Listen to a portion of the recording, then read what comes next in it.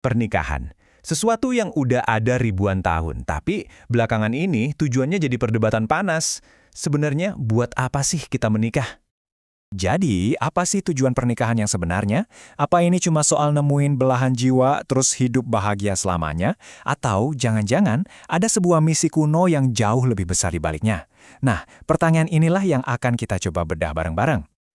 Oke, ini dia peta perjalanan kita kali ini. Kita akan mulai dari tugas paling pertama manusia, terus kita loncat ke fenomena child free yang lagi rame banget. Setelah itu kita bakal lihat argumen yang bilang kalau cinta itu bukan segalanya, dan terakhir apa dampaknya kalau sebuah generasi memilih untuk kosong.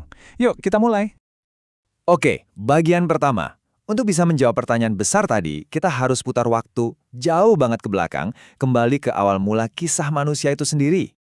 Nah, ada konsep menarik nih, namanya syariat tua. Ini bukan sekedar aturan biasa, tapi sebuah institusi yang kuno banget. Menurut pandangan ini, pernikahan itu adalah satu-satunya jalan yang dianggap sah untuk melanjutkan keturunan dan menjalankan sebuah misi besar kemanusiaan. Dan pusat ceritanya itu dimulai dari Adam. Menurut sumber ini, tugasnya bukan cuma sekedar ya udah hidup aja, tapi untuk mengisi bumi. Dan untuk bisa melakukan itu, ya jelas dia butuh keturunan. Jadi dari awal banget punya anak itu bukan pilihan, tapi justru tujuan utamanya. Coba deh, lihat angka ini. 400.000. Sumber ini menyebutkan, waktu Adam wafat, beliau sudah melihat 400.000 anak dan cucunya. Kebayang nggak sih gedenya kayak apa? Ini udah bukan lagi ngomongin keluarga kecil, ini ngomongin ngebangun peradaban loh.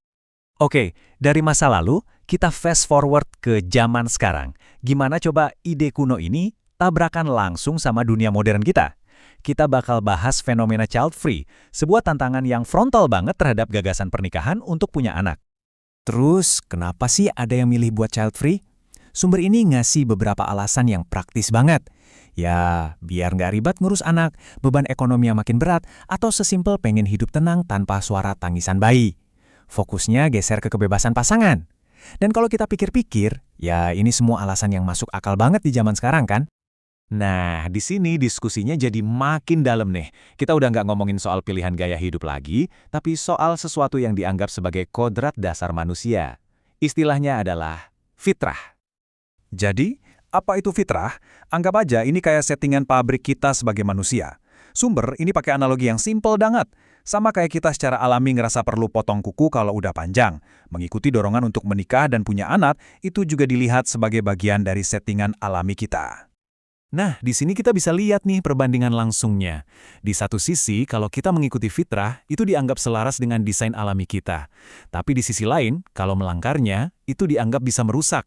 Bukan cuma buat diri sendiri loh, baik fisik maupun psikologis, tapi juga buat masyarakat secara luas. Contohnya, ya krisis demografi itu.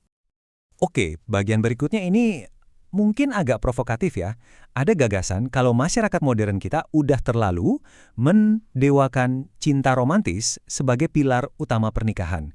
Coba kita lihat argumennya. Intinya tuh ada di kutipan ini, coba dengerin deh. Pernikahan itu bukan hanya tentang menyatukan dua cinta, tapi tentang punya keturunan untuk melanjutkan tugas Adam. Ini benar-benar ngegeser fokus dari aku dan kamu ke sebuah misi generasi yang lebih besar. Analogi topping ini jujur menarik banget.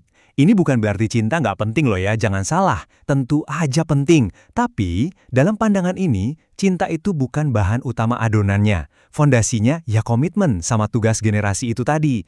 Cinta itu ibaratnya taburan keju atau coklat yang bikin semuanya jadi lebih enak. Ada lagi nih, analogi lainnya. Cinta itu diibaratkan kayak sehelai daun.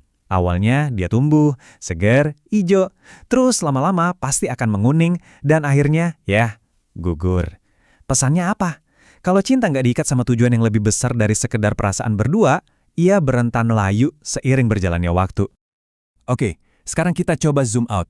Apa dampaknya kalau ide untuk nggak punya anak ini jadi umum? Sumber ini menyebutnya sebagai kekosongan generasi.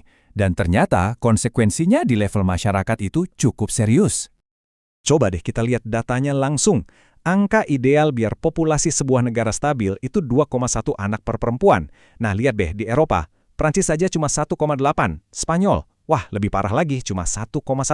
Ini bukan lagi teori, ini fakta, krisis demografi yang lagi terjadi sekarang. Dan dampaknya gede banget. Penduduknya makin tua, yang kerja makin sedikit, dan ujung-ujungnya negara butuh impor manusia buat ngisi kekosongan itu. Contoh kecil tapi ngena banget, lihat aja timnas sepak bola di Eropa. Banyak kan sekarang pemain naturalisasi? Nah, itu tuh cerminan dari fenomena yang jauh lebih gede. Jadi, kita balik lagi ke pertanyaan awal kita. Pernikahan itu sebuah tugas generasi atau murni pilihan pribadi? Sebuah warisan kuno yang harus kita teruskan atau cuma ekspresi kebahagiaan individu? Jawaban kita semua buat pertanyaan ini bisa jadi bakal nentuin gimana rupa masyarakat kita di masa depan nanti. Terima kasih sudah menyimak.